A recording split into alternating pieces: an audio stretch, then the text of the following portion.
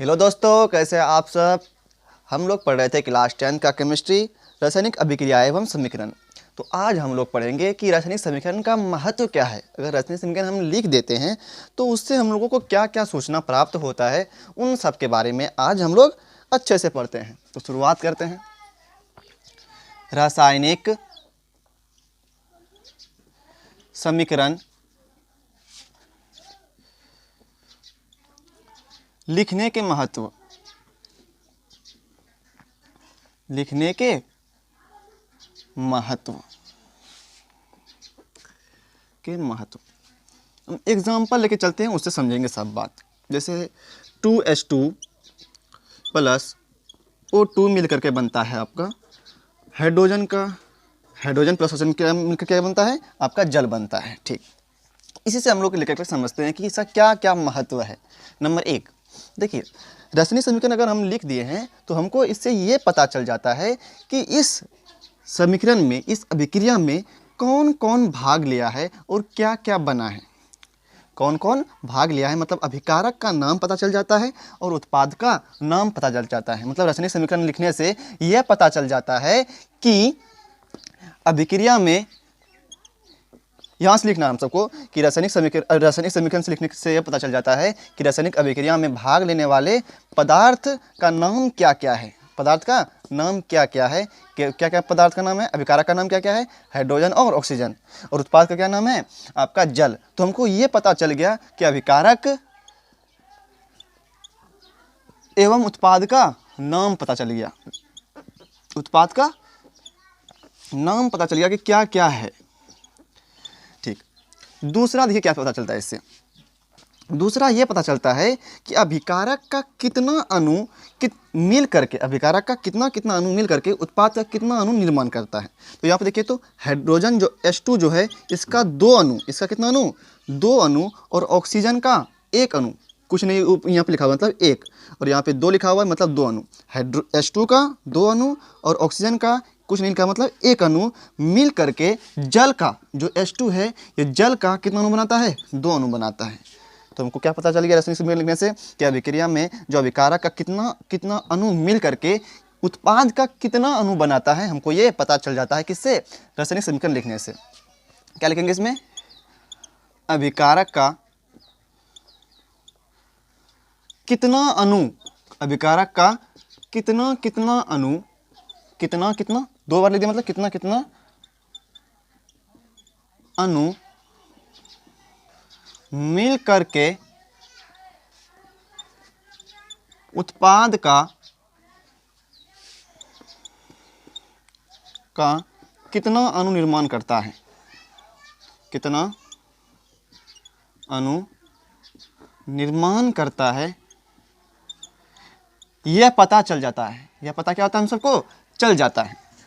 ठीक, तीसरा हम लोग पढ़ते हैं कि देखिए, तो कि तीसरा फायदा ये है लिखने से कि अभिकारक का कितना कितना भार मिल करके उत्पाद का कितना भार बना।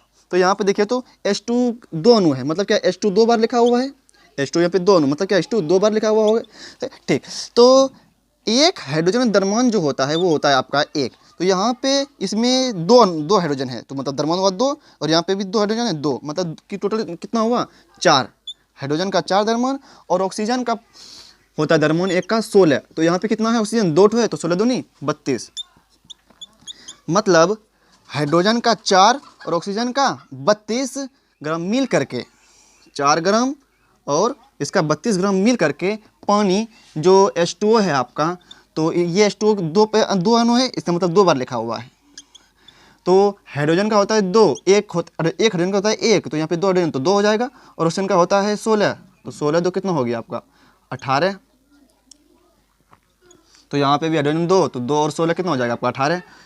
तो मतलब 18 18 कितना हो गया 32, 18 18 18 36, 18 18 36, 16 दूनी 32, 17 18 दूनी 36। मतलब क्या, हाइड्रोजन का 4 ग्राम और ऑक्सीजन का 32 ग्राम मिल करके 36 ग्राम जल का निर्माण करता है। क्या चलता है पता, हमको सबको भार पता चलता है कि अभिकारक का कितना कितना भार मिल करके उत्पाद का कितना भार बनाता है। मतलब हाइड्रोजन का 4 ग्राम, ऑक्सीजन का 32 ग्राम मिल करके जल का 36 ग्राम निर्माण करता है। ये पता चलता है। मतलब क्या लिखेंगे इसमें कि अभिकारक का कितना कितना भार मिल करके उत्पाद का कितना भार बनाता है। अभिकारक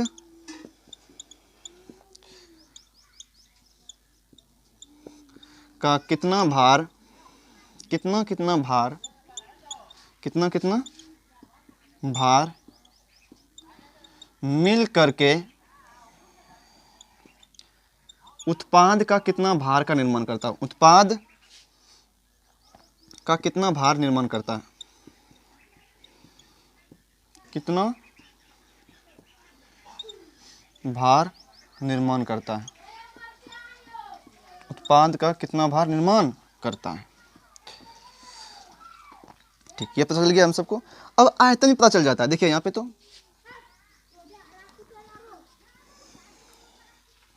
यहाँ H2 के आगे 2 है, 2 आयतन इसका, उसमें कुछ आगे कुछ नहीं लिखा, मतलब 1 इसका 1 आयतन, और जल के आगे H2 के आगे कितना लिखा हुआ है 2।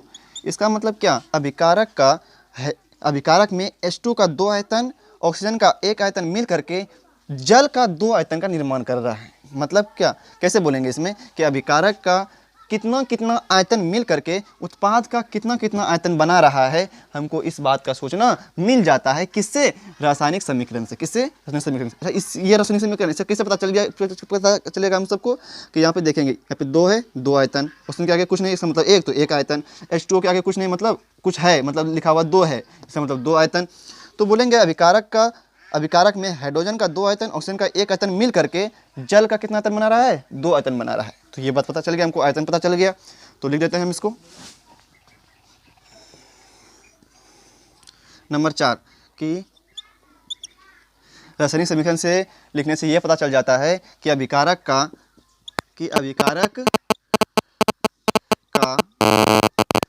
कितना कितना आयतन, कितना कितना आयतन मिल करके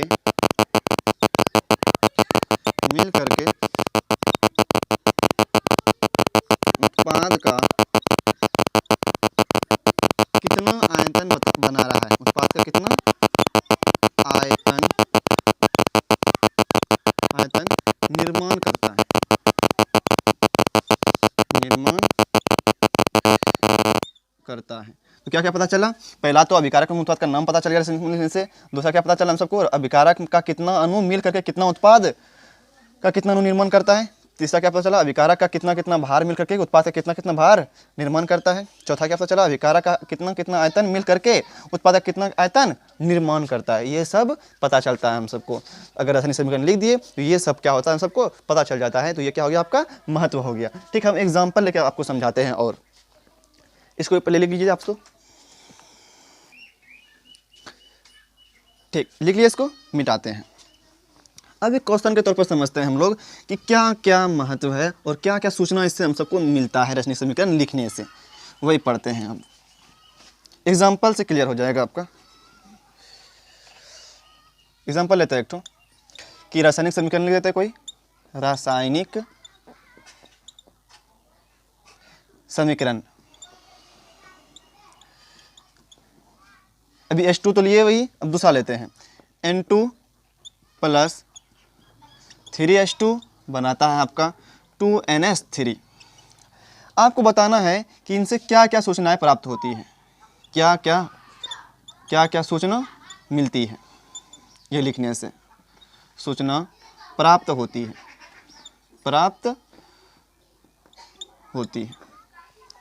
ठीक। पहला सूचना तो हमको यही मिल रहा है कि नाइट्रोजन और हाइड्रोजन मिल करके अमोनिया का निर्माण कर रहा है, NH3 का निर्माण कर रहा है। क्या क्या बोलेंगे पहले, N2 और 3H2 मतलब हाइड्रोजन, नाइट्रोजन और हाइड्रोजन। N2 मतलब क्या, नाइट्रोजन और हाइड्रोजन मिल करके अमोनिया का निर्माण कर रहा है। N2 मतलब नाइट्रोजन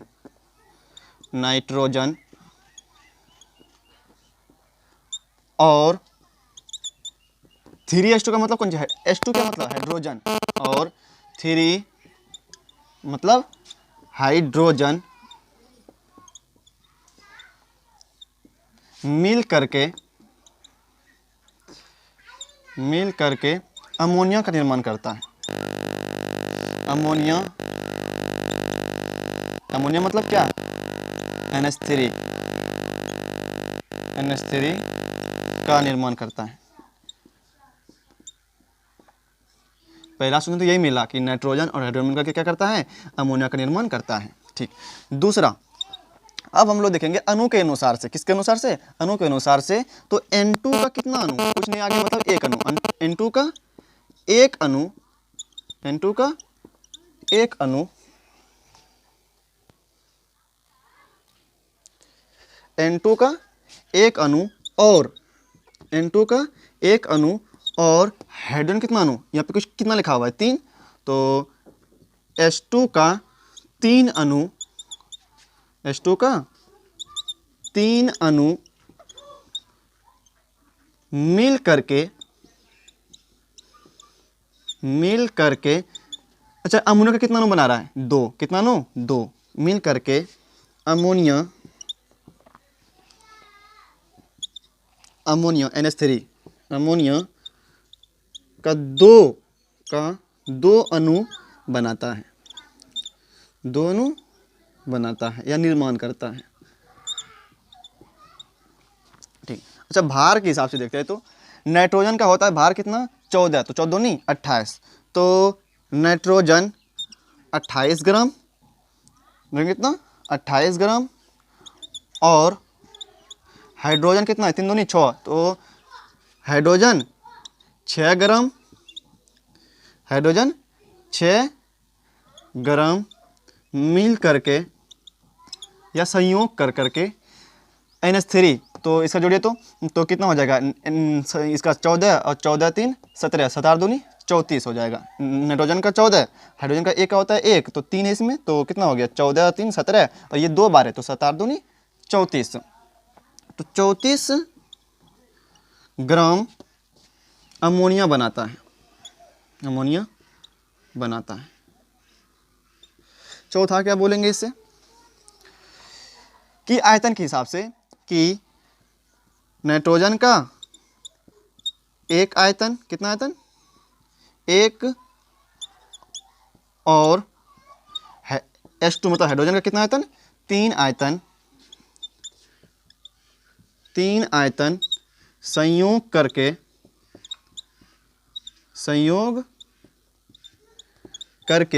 अमोनिया का कितना आयतन, 2 आयतन करके अमोनिया का 2 आयतन बनाता है या निर्माण करता है। ठीक, तो लीजिए आप इसको यही सूचना मिलता है। तो आप किसी भी रासायनिक समीकरण को देख करके बता सकते हैं उससे क्या क्या सूचना मिल सकता है। तो पहला आप तो उसका नाम बता सकते हैं कि क्या क्या मिल करके क्या क्या बन रहा है। तो नाइट्रोजन और हाइड्रोजन मिलकर क्या बन रहा है, यहाँ पे अमोनिया बन रहा है। दूसरा कि इसका कितना द्रव्यमान मिल करके कितना उत्पाद का कितना द्रव्यमान बन रहा है। तीसरा कि इसका कितना अणु मिल करके अभिकारक का कितना अणु मिल करके उत्पाद का कितना अणु बना रहा है, ये बता सकते हैं आप। आयतन बता सकते हैं, यहाँ पे कुछ नहीं, 1 आयतन, इसका 3 आयतन मिल करके कितना बना रहा है, 2 आयतन बना रहा है। तो ये सब आप बता सकते हैं। तो आप इसको लिख लीजिए। तो